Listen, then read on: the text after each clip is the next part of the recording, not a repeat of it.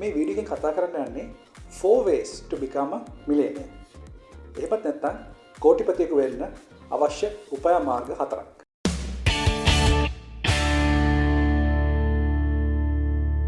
ඉතින් මේ උපාය මාර්ග 4න් එකක් හරි ඔයගලන්ට යූස් කරොත් අනිවාර්යෙන් කෝටිපතියෙක් වෙන්න පුළුවන්. How to be a millionaire කියලා මම හඳුන්වන්නේ how to achieve 1 million US dollars. එහෙමත් නැත්නම් රුපියල් මිලියන එක අයිතිකාරයෙක් වෙන්නේ කොහොමද කියලා. So in order to achieve 1 million US dollars, what are the 4 things that you can do? පළවෙනිට වැදගත්ම වෙන්න දේ තමයි අපි 1 million US dollars achieve කරන goal එක හදාගන්න අවශ්‍යයි. ඊට පස්සේ තමයි අපි strategies ටික එහෙම නැත්නම් උපාය මාර්ග ටික plan කරගන්න අවශ්‍ය වෙන්නේ. සමහර අය හිතයි තමන්ගේ පරම්පරාවෙන් ලැබෙන සල්ලි තමයි හැමෝටම තියෙන්නේ කියලා. right? ඉතින් පළවෙනි උපාය මාර්ග, පළවෙනි ක්‍රමය to become a millionaire ඔයගොල්ලෝ දන්නවා වගේ පරම්පරාවෙන් ලැබෙන සල්ලි. We call inherited money. හැබැයි ජාත්‍යන්තරව රිසර්ච් එකක් කරලා තියෙනවා මිලියනර්ස්ලා 10000ක් අරගෙන මේ 10000 කොහොමද සල්ලිකාරයෝ බවට මිලියනර්ස් බවට පත් වුනේ. ඉතින් ඒකෙන් ඒගොල්ලෝ හොයාගෙන තියෙනවා ඒ 10000න් 21%ක්ම මිලියන කෙනෙක් බවට පත් වෙලා තියෙන්නේ inherited money. ඒ කියන්නේ පරම්පරාවෙන් ලැබෙන සල්ලි. ඒක තුල ආච්චිගෙන්, සීයාගෙන්, තාත්තගෙන් අන්න එහෙම ලැබෙන සල්ලි. පරම්පරාවෙන් ලැබෙන සල්ලි වලින් මිලියන කෙනෙක් වෙන්න පුළුවන්. හැබැයි මතක තියාගන්න 21%ක් විතරයි ඒ වගේ ලෙවල් එක තියෙන්නේ. ඉතුරු 80% එහෙම නැත්නම් 79% මොන වගේ දේවල් කළාද සල්ලිකාරයෝ බවට පත් වෙන්නේ. මේ රිසර්ච් වලින්ම හොයාගෙන තියෙනවා ඉපදෙනකොට 60% මේ self made millionairesලා සල්ලි අතේ තියන්න නැතුව තමයි වැඩේ පටන් ගන්න තියෙන්නේ. 60%කට වඩා අඩි සංඛ්‍යාවක්. ඒත් ඉපදෙනකොට සල්ලි තියෙන්න ඕනේ නැහැ සල්ලිකාරයෙක් වෙන්න කියලා අපි මේකෙන් ඔප්පු කරන්න පුළුවන්. තව එකක් කරගන්න පුළුවන් තමයි $1 billion status කියන එක. ඉතින් අපි ඉස්සෙල්ලා $1 million status එකට ගිහිල්ලා ඊළඟට අපි යන්න ඕනේ $1 billion status එකට. දැන් සමහර හිතයි ලංකාවේ $1 billion status එකක් තිබ්බොත් අනිවාර්යෙන් ධම්මික පෙරේරා වගේ පුද්ගලෙක් වෙන්න පුළුවන් කියලා. right අනිවාර්යෙන් වෙන්න පුළුවන්. අපි දැන් ඩොලර්ස් වලින් කතා කරන්නේ මොකද ලංකාවේ රුපියල එන්නේ නව ප්‍රමාණය වෙලා නැති වෙලා යන අවස්ථාවක්කට අවිල්ල තියෙනවා. ඒ නිසා අපි ඩොලර් earnings වැඩි කරගන්න කොහොමද අපි මේ YouTube channel එක කතා කරනවා. ඒ වගේම කොටස් වලද පොළ ආයෝජන කරනවා නම් ඩොලර් වත්කම් සහිත සහ ඩොලර් ඉන්කම් තියෙන සමාගම් වල අපි ආයෝජන කරන හැටි කියලා දීලා තියෙනවා. ඒතර ආයෝජනය කියන්නේ වෙනස් මේක වෙන දෙයක්. So the third way to become a US dollar millionaire, it is one of the easiest way. හරි පහසු විදියක් තමයි තුන්වෙනි ක්‍රියාමාර්ගය. එහෙම නැත්නම් තුන්වෙනි උපාය මාර්ගය. හැබැයි දෙවෙනි උපාය මාර්ග ගැන කතා කරොත් ඒක number of years එනවා. decades. අවුරුදු 10ක්, අවුරුදු 15ක්, 20ක් වගේ කාල සීමාවක් යනවා. ඒ වගේ තව කාරණාවක් කියන්න පුළුවන්. ඒ කාරණාවේ most popular one කියලා හඳුන්වන්න පුළුවන්. හැබැයි අපි දැන් බලමු මොකද්ද මේ ලෙහෙසි විදිය මොකද්ද කියලා. How to become a US dollar millionaire. එතකොට තුන්වෙනි උපාය මාර්ගය, third strategy is building your own business. So how do you build your own business? So when you build your own business, we will go from 0 to 1 million US dollars. එතකොට බිඳුවේ සිට 1 million US dollars වෙනකන් යන game එක තමයි අපි දැන් කතා කරන්න යන්නේ. Or from 0 to 1 billion US dollars or 0 to 1 million US dollars. So 1 million US dollars කියන්නේ දැනට US dollar price එකකින් 375 million rupees, right? So that is what is all about. The stock market, real estate හැම දෙයක්ම ගැන කතා කරන invest කරන එක ගැන කතා කරනකොට තියෙන මූලික ගැටලුව තමයි සමහර පොඩි මුදලක් තමයි තියෙන්නේ. ලක්ෂයක් දෙකක් වගේ තමයි දාන්න වෙන්නේ. So if you have very less money, it's very hard to become rich by investing in the stock market. For example, අපි 100,000 ගත්තොත් රුපියල් ලක්ෂයක් ගත්තොත් අපි stock market එකේ 20ක් return එකක් ලැබුණත් එයාට හම්බෙන්නේ රුපියල් 20000. So you can't be a big millionaire like that. There are some situations අපි සමහර අවස්ථාවල ලක්ෂයක් දාලා 2 million ඒ වගේ 3 million ගන්න පුළුවන්. but හුඟක් වෙලාවට අපි බැලුවොත් stock market එකේ minimum 20% 30% return එකක් ගත්තත් අපිට ලැබෙන්නේ පොඩි මුදලක් විතරයි. ඉතින් මම ඔයාලට කියන්නේ පොඩි මුදලක් තියනවා නම් හොඳම දේ තමයි ඉස්සෙල්ලා ව්‍යාපාරයක් පටන්ගෙන ගේම් එක play කරන්න පටන් ගන්න එක. So if you get about 100,000 and get 10% return, it's about 10,000, right? So 10,000 හම්බුනාම Big Mac එකට ගිහලා McDonald's ටිකක් යාළුවොත් එක්ක කන එක ඊට වඩා හොඳයි. 10ක් වගේ තමයි return එකක්. රුපියල් 10,000ක් විතර පොඩි මුදලක්. ඉතින් stock market එකේ හෝ අර වගේ ආයෝජනයක් කරොත් මොන return එක මොකක් අඩුයි. මොකද දාන investment එක පොඩි. right? ඒ නිසා අපි ටිකක් වැඩිපුර ලොකු investment එකක් දැම්මොත් හොඳ return එකක් stock market එක ගන්න පුළුවන්. So business ideas are starting from nothing. So you have to think, look at your strength, weaknesses, opportunities and threats and look for the best business idea. So when you start the best business idea, after you start the business idea, you start generating at least 5,000, 10,000, 20,000, 30,000. So when you keep increasing, when you go up to a massive level, then we can put you to make $1 million in the stock market and real estate. So initially, starting your own business and strategizing it on your capacity of your strengths and knowledge is the key. ඉතින් තුන්වෙනි කාරණාව විදිහට ගන්න පුළුවන් mastering your craft කියන එක.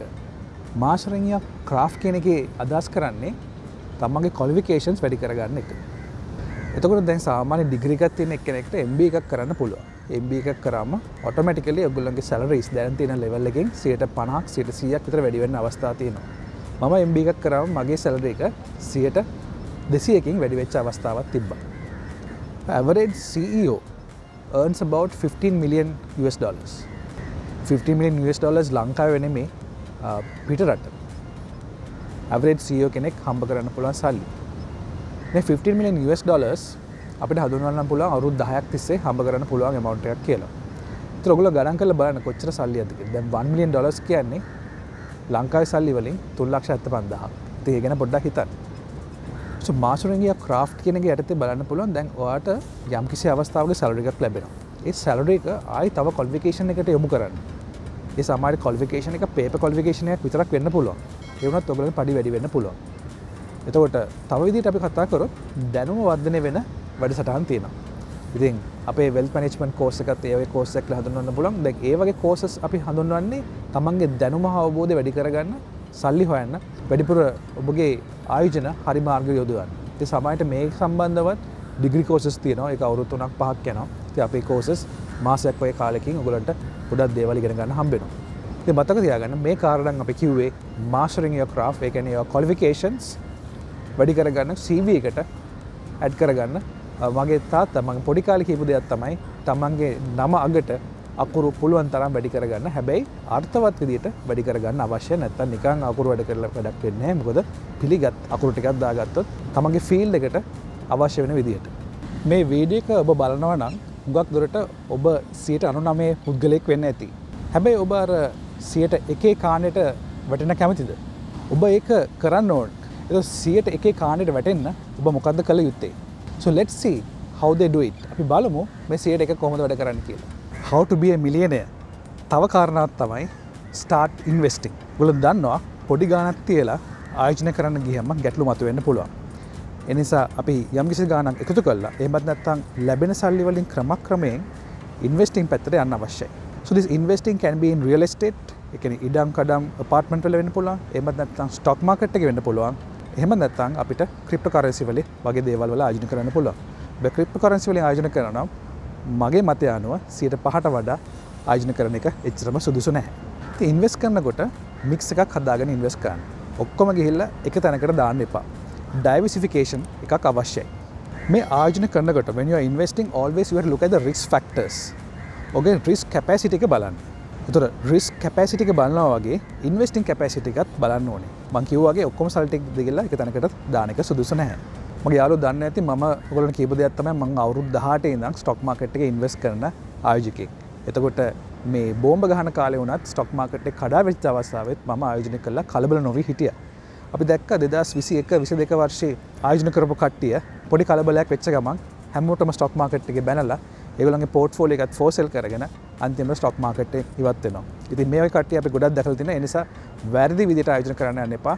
හරි ආයෝජන උපක්‍රම පාවිච්චි කරලා ආයෝජන කරන කොටස් වලින් පොළ යනවා.